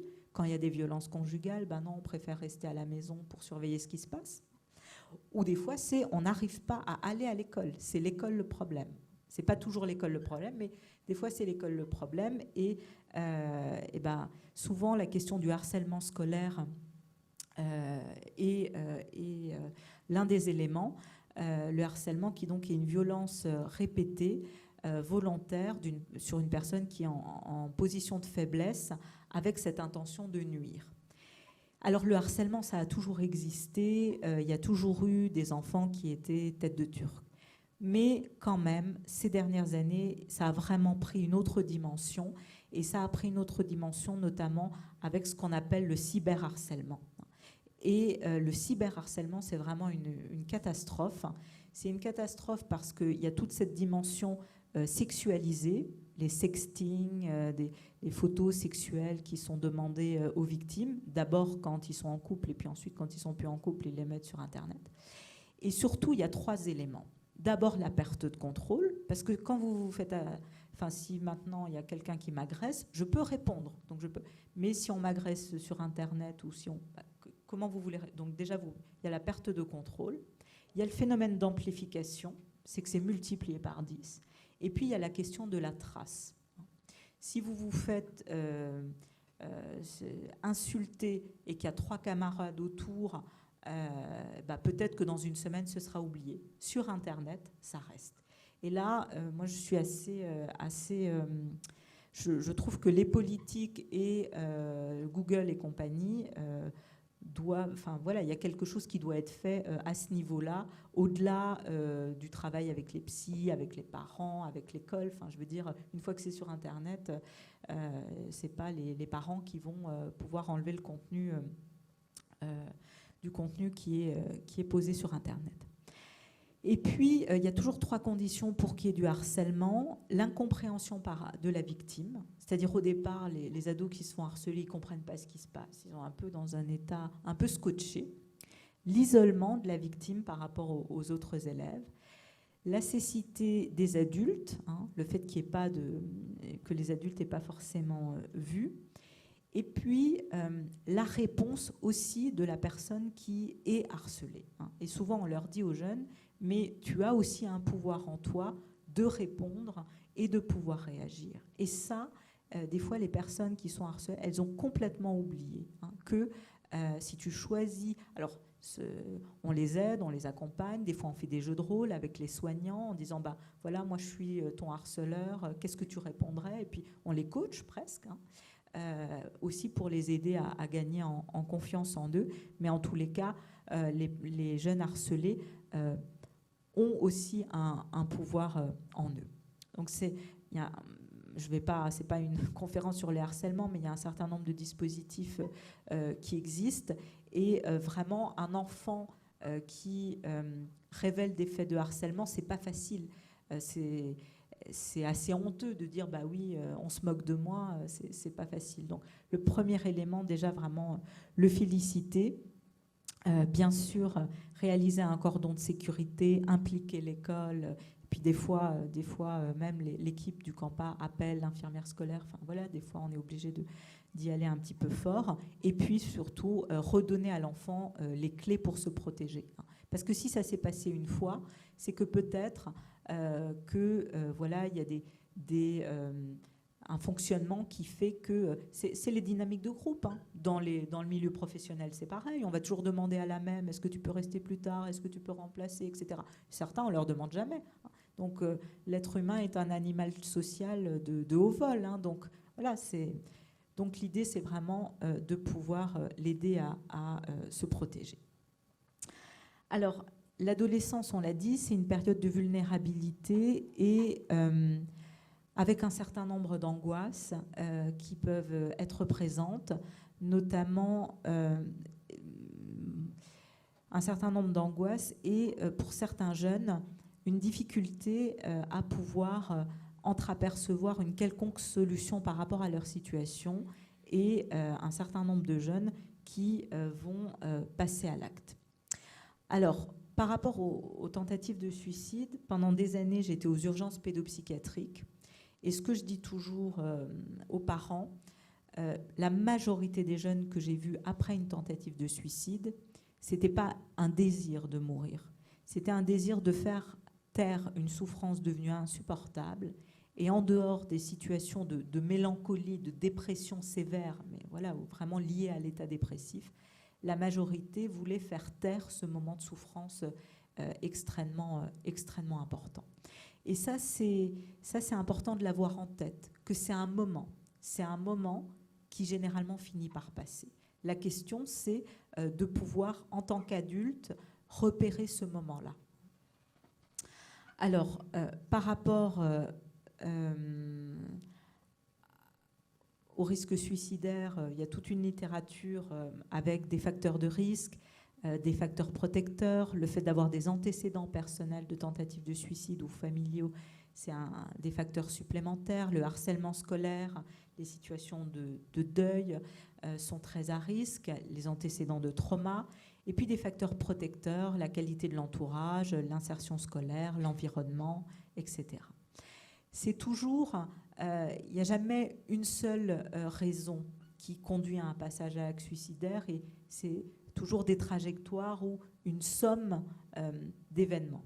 Sauf que des fois, quand c'est la dispute du samedi soir parce qu'on a dit non, tu sortiras pas, qui aboutira à la tentative de suicide, c'est sûr que c'est difficile de ne pas s'en vouloir. Mais c'est toujours une somme d'éléments à lire aussi à l'aune de cette période particulière de la vie qu'est l'adolescence, puisque l'adolescent porte en lui un sentiment d'appartenance qui est contrarié, qui est lié au fait qu'il est en train de se constituer, une perception parfois d'être un fardeau, mais qui est lié au fait que justement il essaye de s'autonomiser. Donc tout cela fait écho aussi à tous les questionnements qu'ont les adolescents. Et donc vraiment d'avoir à l'esprit qu'un geste suicidaire, c'est un moment de crise, un moment où finalement l'adolescent n'arrivera pas à entrevoir une autre solution et où il va rester dans une détresse psychologique très importante, avec cette idée suicidaire qui va devenir de plus en plus prégnante, ou pour certains jeunes peut être des passages à l'acte un petit peu plus impulsifs. Donc l'idée, c'est vraiment de gagner du temps. De gagner du temps, c'est vraiment le leitmotiv, je dirais. Et à ce sujet, il me paraissait important de déconstruire un certain nombre d'idées reçues sur la question. Des fois, les parents disent oui, mais si je parle du suicide, est-ce qu'il ne va pas penser que je suis inquiet? Est-ce que ça ne va pas lui donner l'idée de se suicider? Quelqu'un qui n'a pas l'idée ou qui ne va pas très très mal, ce n'est pas parce qu'on lui parle du suicide qu'il va se suicider. Par contre, ça peut ouvrir la porte au dialogue et à la discussion et poser les choses. Et c'est légitime, lorsqu'un ado va mal, que le parent s'inquiète. Des fois, les parents s'excusent de s'inquiéter pour leur ado. Mais des fois, je leur dis, mais ce qui serait bizarre ou anormal, c'est que vous ne soyez pas inquiet. Donc, vous ne vous excusez pas d'être inquiet. C'est une preuve d'amour, cette inquiétude. Une personne voulant se suicider trouvera toujours le moyen de le faire, peut-être. Mais en attendant, si au moment où l'ado va mal, il n'a pas les moyens à disposition, déjà, on aura gagné. C'est toute la question des policiers qui avaient leur arme à feu, etc. Et toute la question de la disponibilité des moyens létaux. Tout ça pour dire que je crois que le suicide, c'est tout à fait évitable, mais c'est sûr que c'est compliqué et il y a une forme de tabou par rapport à cette question du suicide. Et peut-être quelques pistes, mais ce qu'on peut dire, nous, aux ados en consultation, des fois, on leur dit, ne fais rien aujourd'hui, demain tu y verras plus clair. C'est tout bête, mais oui. Des fois, on leur dit, alors là, tu proposes un acte définitif par rapport à des problèmes temporaires. Alors, ils me regardent. Je leur dis, regarde, moi, je leur dis mon âge, je leur dis, oui, j'ai été malheureuse quand j'ai été ado, que je me suis fait plaquer, mais aujourd'hui, en fait, ça n'a plus aucune importance. Imagine quand tu auras 35 ans. Alors, du coup, ça produit parfois des effets. Et puis, insister vraiment sur la mobilisation de l'entourage et tout ce qui est positif dans la vie d'un jeune. Parce que quand on va mal, on voit tout en noir. Et un ado qui n'a pas une chose de positive autour de lui, même un ado qui grandit dans un foyer, etc., il y a toujours quelque chose de positif. Ça peut être un éducateur, ça peut être un prof, ça peut être le cheval parce qu'il adore le cheval. Donc, n'hésitez pas, si vous avez des inquiétudes, à en parler avec le jeune. D'expérience, ça ne peut pas lui faire de mal. Et en tous les cas, ça fera peut-être beaucoup moins de mal que de ne pas en parler. Alors, rencontrer un ado. Oui ? Oui ? Vous êtes... J'arrive. Bonsoir. Juste une petite question, pour rebondir un peu sur ce qui vient d'être dit, je ne sais pas quelle va être la suite. Je suis la maman d'une ado qui va très mal depuis longtemps, depuis 1 an et demi, qui passe par différents services de pédopsychiatrie, etc. Et du coup, là, quand vous parlez du suicide, qu'est-ce qu'on dit à l'enfant quand il présente des risques suicidaires? Mais j'aimerais savoir, vous, qu'est-ce que vous dites aux parents qui sont empreints de culpabilité, d'inquiétude, qui ne savent plus ce que c'est qu'être parent, parce que du coup, on n'arrive plus à dire non à son enfant, on n'arrive plus à lui imposer un cadre, des règles, de peur d'aggraver la situation. Et comment, du coup, là, je vais parler de plein de choses, mais comment les services de pédopsychiatrie peuvent accompagner, en fait, les parents au-delà de la situation d'urgence, qui va être le passage aux urgences, l'hospitalisation, s'il y a de la place. Comment est-ce que les parents peuvent être accompagnés pour pas y laisser trop de plumes?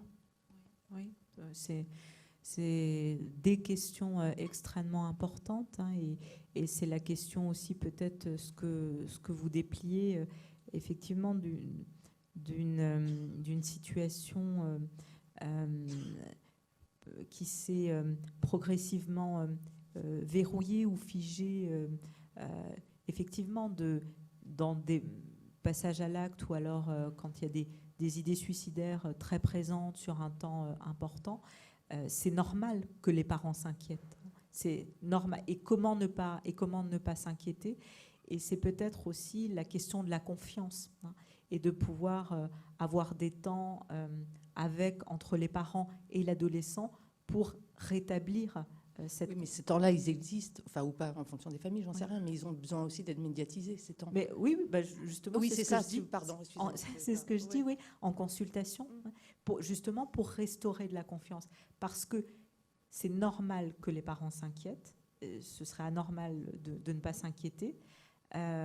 Et du coup, la marge de manœuvre est parfois très, très réduite, parce que du coup, je ne vous connais pas, je ne connais pas votre situation, mais j'ai des exemples en tête, hein, où du côté effectivement des parents, il y a de l'inquiétude justifiée, légitime, du coup du mal à ouvrir, hein, et c'est très difficile pour les parents qui du coup sont vraiment tiraillés. Du côté de l'ado, parfois des reproches aux parents en disant oui, mais j'ai le droit de rien faire, etc., etc., etc. Et c'est toute la question de la confiance qui est plus présente, mais qui est plus présente justement parce qu'il y a de l'amour et de l'intérêt réciproque.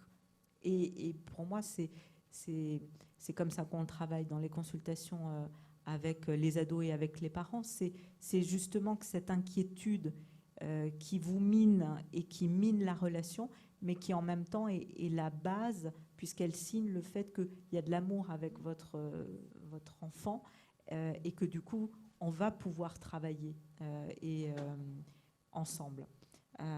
Et pour moi, c'est une indication d'entretien familiaux et de pouvoir mettre à plat tout ça sur un temps, sans doute quelques semaines, parce que l'ajustement, c'est d'avancer, sans doute vous lâchez un petit peu, mais ça nécessite aussi que votre ado vous donne des marques de confiance, et ça prend du temps, mais je trouve que c'est une belle indication de... Ces échanges-là, c'est difficile, voire impossible de ne pas les médiatiser, parce qu'en fait, votre ado est pas bien, vous êtes angoissé, c'est légitime. Mais alors du coup, je veux pas.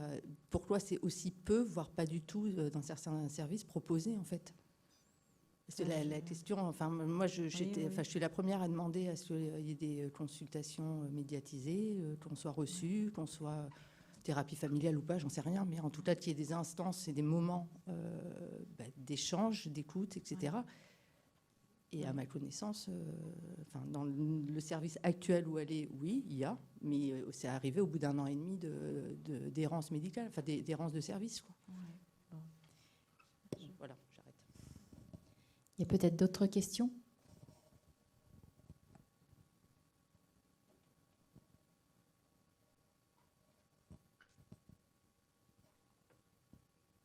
On va vous laisser poursuivre dans ce cas. Oui, oui. En tout cas, effectivement, les entretiens familiaux, les thérapies familiales, c'est plus dans les situations où vraiment il va y avoir toute la famille. On a 3 demi-journées par semaine de thérapie familiale au Campa, mais voilà, c'est vrai que les entretiens familiaux, ça fait partie du quotidien. Voilà. Donc et c'est une demande qui est légitime.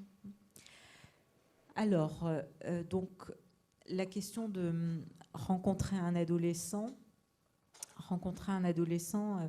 c'est ce que je disais tout à l'heure, pouvoir, toute la question de la qualité du lien, un lien qui parfois peut être compliqué, qui peut être mis à mal, et on peut s'appuyer sur la question du cadre ou de la fonction qu'on représente quand la nature de ce lien est trop fragile, pour plein de raisons. Dans les familles, ça peut être parce qu'il y a eu des événements de vie particuliers. Au niveau du lien thérapeutique, ça peut être parce que les personnes rencontrées, elles ont eu des expériences passées qui n'ont pas forcément convenu. Et du coup, ce lien ou cette confiance fondamentale, elle peut être parfois altérée. Dans ces cas-là, on peut s'appuyer sur le cadre et ne pas hésiter en tant que parent à rappeler les fonctions parentales. Surtout lorsque l'adolescent va venir peut-être taper là où ça fait mal et du coup taper au niveau affectif. Donc ça peut être une parade, on pourrait dire en tous les cas, de dire oui, d'accord, tu n'es pas d'accord avec tout ça, ou peut-être que tu me détestes parce que j'ai quitté ton père, ou en attendant, je reste ta mère. Ça, je dirais, c'est peut-être pour les situations un petit peu compliquées. Ne jamais oublier qu'on reste le parent de son enfant. Et que ça, même si on s'en veut, même si on se sent pas à la hauteur, c'est un cadeau qui a été fait, et ça, personne ne peut vous le prendre. La question de qui est en jeu, avec un adolescent, oui, c'est lui, mais en même temps, il nous renvoie toujours à nous-mêmes. Il nous renvoie à nous-mêmes, et là encore, à quelle partie de nous-mêmes? Est-ce qu'il nous renvoie à Dr Rowling adulte, Dr Rowling adolescent, Dr Rowling enfant? Et comment on est plus ou moins en accord avec ces différentes parties de nous-mêmes? Et si on n'est pas en accord, c'est pas grave. Ou si on n'a pas réglé des choses de notre vie, c'est pas grave. On n'est pas tous... il suffit de le dire. Et généralement, ça permet au contraire d'ouvrir. Écoute, moi aussi, j'ai eu une adolescence difficile, ou moi aussi, quand j'étais petit, c'était difficile, ou telle question, j'ai toujours pas de réponse aujourd'hui, c'est comme ça. Les adolescents, ils nous demandent pas de tout savoir. Par contre, ils nous demandent d'être là. Ils nous demandent pas d'avoir des solutions ou des réponses pour eux. Par contre, ils nous demandent peut-être de les accompagner, d'être à côté d'eux. Ils ne nous demandent pas d'être heureux tout le temps. Par contre, ils nous demandent d'être là. Donc, c'est aussi quelles sont leurs demandes et quelles sont les demandes ou les exigences qu'on a envers nous-mêmes en tant que parents ou professionnels d'adolescents. La question, là, c'est plus pour les professionnels. Il y avait une autre question. Oui. Attendez, hop, j'avais des secondes. Merci, bonsoir. Moi, je voulais poser une question par rapport au cadre, et notamment à la transgression du cadre et la notion de punition. Donc moi, je suis maman d'un adolescent qui ne respecte pas du tout le cadre en ce moment. Et donc, j'ai beau avoir lu des choses sur l'éducation positive, la communication non violente, au bout d'un moment, enfin, effectivement, le conflit, il est là, et on est obligé de poser une sanction. Et puis, enfin, on fait effectivement, ce qui marque, ce qui peut effectivement avoir un impact sur l'adolescent, notamment, moi, je trouve la privation de téléphone et puis privé de Wi-Fi, etc. Et je me demande toujours jusqu'où il faut aller pour trouver la juste punition. Et je pense qu'on est pas mal de parents pour en discuter, d'être toujours dans la culpabilité, de se dire est-ce que c'est trop ou pas assez ? Est-ce que vous avez des outils ? Est-ce que c'est trop ou pas assez ? La juste punition, par rapport à quoi ? Une punition, ça impose une contrainte. Et la question, c'est comment on supporte aussi en tant qu'adulte de poser cette contrainte. L'idée et comment on est en accord avec la question de la punition ou de la contrainte ou de la contrepartie, peut-être. Effectivement, il y a différentes, ça dépend des jeunes. On peut être plutôt dans quelque chose de l'explicitation, plutôt dans le donnant-donnant, plutôt. Et des fois, il y a la question aussi de l'arbitraire et de l'absence de justification.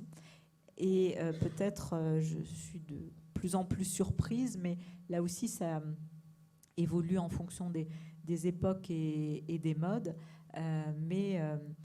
Et les adolescents sont aussi prompts à nous pousser dans nos retranchements. La question, c'est peut-être aussi pourquoi on le fait, quelle est l'intentionnalité. Et l'intentionnalité, je ne sais pas, peut-être c'est pour qu'il fasse ses devoirs ou pour qu'il... En gros, on ne se connaît pas, mais si l'intentionnalité est bonne, ça c'est un élément qui est particulièrement important. Après, vous êtes sa mère et en qualité de mère, vous avez le droit aussi de vous positionner et peut-être des fois aussi de ne pas discuter. C'est comme ça. Ce qu'on appelait à une époque l'affirmation pleine. L'enfant, il y a des choses, c'est comme ça. Il y a des choses qu'on peut expliquer, il y a des choses qu'on peut discuter, et puis il y a des choses qui existent. Et peut-être et c'est très bien, on discute de plus en plus, on échange, on débat de plus en plus de plein de sujets. Et c'est très très bien, c'est une grande richesse. Mais en même temps, il y a aussi des faits qui sont comme ça. Et des fois, les ados, ils me disent, ils pleurent, ils sont pas bien, ils me disent mais je comprends pas, gna gna gna, j'ai une famille, ça va. Bon, maintenant on va peut-être arrêter d'essayer de comprendre. Tu es triste, c'est comme ça. On peut aussi acter que ce fait-là, et ça soulage. Ne pas hésiter des fois à dire c'est comme ça parce que vous l'avez décidé, parce qu'en tant que parent, cet élément éducatif, vous avez décidé que, et si vous êtes en accord avec ça, ça va l'aider aussi à accepter. La question, c'est ce tiraillement qu'on peut avoir en tant que parent et qui est directement branché avec l'absence de consensus global, sociétal par rapport à l'éducation, puisque tout le monde discute tout le temps tout. C'est pas un problème. Mais du coup, le problème, c'est que quand on décide quelque chose de manière un peu comme ça, arbitraire, j'exagère, mais du coup, on peut se référer qu'à soi-même. Et ça, c'est difficile à porter. C'est super difficile. Il suffit que votre meilleure copine vous dise « Ah bon, t'as fait ça ?» Et puis alors là, c'est bon, vous passez 3 nuits blanches, et voilà. Donc, vous êtes sa mère, vous décidez, c'est comme ça, un peu... c'est Pol Pot, mais des fois, moi, j'appelle ma fille Pol Pot. Alors, des fois, c'est moi Pol Pot pour éviter qu'elle soit Pol Pot. Mais la question de ces affirmations comme ça, primitives, Freud parlait de Bejahung, une affirmation pleine, ça crée aussi quand même un effet disruptif. Et c'est ce qui manque des fois aux adolescents, c'est-à-dire on discute, mais à quel moment est-ce que quelque chose se pose pour eux ? Et comment on n'est pas tous dans une forme de puissant fond aussi à vouloir des fois aussi ménager, mais par bienveillance et parce qu'on les aime, mais du coup on veut ménager la chèvre et le chou et on se retrouve dans des situations impossibles. Il y a une autre question ? Merci, profitez. Pas d'autres questions ? Voilà, dans les 5 dernières minutes, si vous avez des choses essentielles. Oui, le fait d'exprimer son inquiétude par rapport à une situation. Souvent, on est inquiet par rapport à des situations que les jeunes, dans lesquelles les jeunes se mettent, hein, et à juste titre, ils font tout pour nous inquiéter, de l'exprimer, cette inquiétude, qu'on est inquiet pour lui, qu'on est inquiet pour la situation, parce que souvent, ça va se manifester par de la colère, des reproches, etc. etc. Mais ce premier niveau, qui est qu'en fait, vous êtes inquiet, et vous êtes inquiet parce que vous l'aimez, eh ben, il passe souvent au second plan où il est complètement éludé. Alors que c'est la base, c'est le fondement. Après, les reproches qui suivent ou l'engueulade parce qu'il est rentré trop tard, c'est autre chose. Mettre en mots la demande de rupture, quand les ados nous posent des actes, que ce soit des actes suicidaires, que ce soit il respecte pas les règles de la maison, etc., etc., c'est poser des actes, eh bien, il faut les mettre en mots. C'est le premier niveau. Mettre en mots les axes de changement possibles. Oui, tu as fait une tentative de suicide, donc tu nous dis quelque chose de grave de ton état. On est inquiet, on a été particulièrement inquiet, mais qu'est-ce qui devrait changer ou qu'est-ce qu'on pourrait faire différemment? Alors, des fois, c'est possible ou pas, et si c'est pas possible, expliquer pourquoi. Insister vraiment sur la mobilisation de l'entourage et sortir des questions affectives. C'est-à-dire, souvent, on s'inhibe ou alors les parents essayent et puis ensuite, l'adolescent se montre très défensif, comme ils savent très bien faire, et du coup, les parents s'inhibent. Verbaliser l'engagement du parent, c'est-à-dire, on est tous des êtres imparfaits. C'est plutôt le fait d'être parfait qui est un peu inquiétant. On est tous des êtres imparfaits, mais vous êtes là pour votre ado. Pas 24 heures sur 24, parce que c'est pas possible, mais vous êtes là depuis qu'il est petit, et de toute façon, vous serez là jusqu'à la fin. Enfin, des fois, quand il dit « mais j'en ai marre », alors des fois, je dis aux ados, je dis rassure-toi, je pense que jusqu'à tes 70 ans, tes parents seront là. Enfin, je sais pas quoi. Alors du coup, ils soupirent, et en même temps, dans ce soupirement, il y a souvent un sourire, parce que ça veut dire oui, je peux compter sur eux. Verbaliser l'engagement, mais aussi les limites. J'avais une de mes patientes que j'ai suivie pendant 3 ans, une situation assez compliquée, une jeune avec des éléments borderline, qui avait été placée dans l'enfance, qui avait été victime d'inceste pendant des années, enfin vraiment qui avait une vie très compliquée, et qui avait fait plein de structures, de foyers, d'hébergement, voilà. Et un jour, elle me dit, c'était au mois de mars, il y avait eu sur les réseaux sociaux une influenceuse qui disait qu'elle voulait faire un suicide assisté en Belgique. Et donc, elle vient en consultation, fière comme Artaban. Ça faisait 15 jours que tout le monde m'appelait en disant elle veut faire une tentative, un suicide organisé en Belgique et tout. Et donc, elle vient en consultation. Elle dit Dr Rolling, vous êtes ma psychiatre, il me faut un certificat pour faire le suicide assisté en Belgique. Et alors, je dis non. Alors, elle me dit mais comment ça? Vous n'avez pas le droit, vous devez, je sais pas quoi, parce que maintenant, c'est la loi, on peut, il faut juste le certificat du psychiatre. Alors, je lui dis non.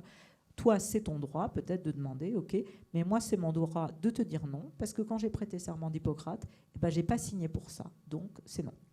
Et donc, elle a éclaté de rire et elle a dit, de toute façon, je savais que vous diriez quelque chose comme ça.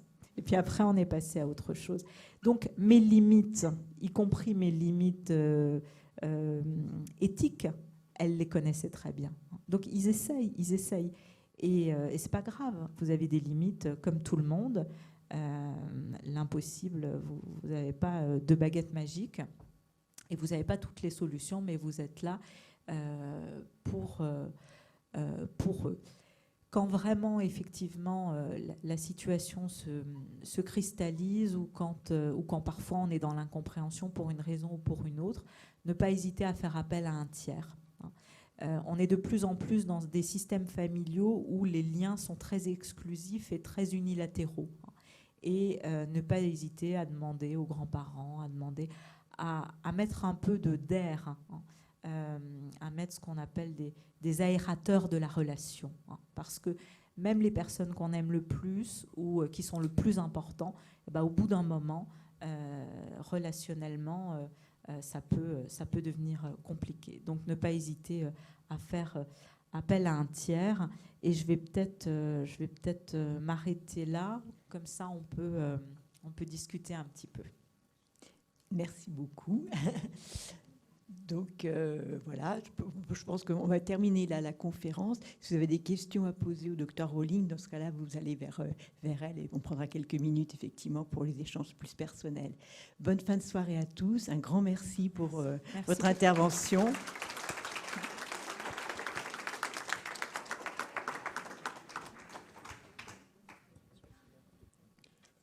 Juste pour dire qu'il y a éventuellement des possibilités de poursuite. Nous avons accès à un certain nombre de médias. Nous avons accès à des services de l'hôpital via notre parole de représentants des usagers.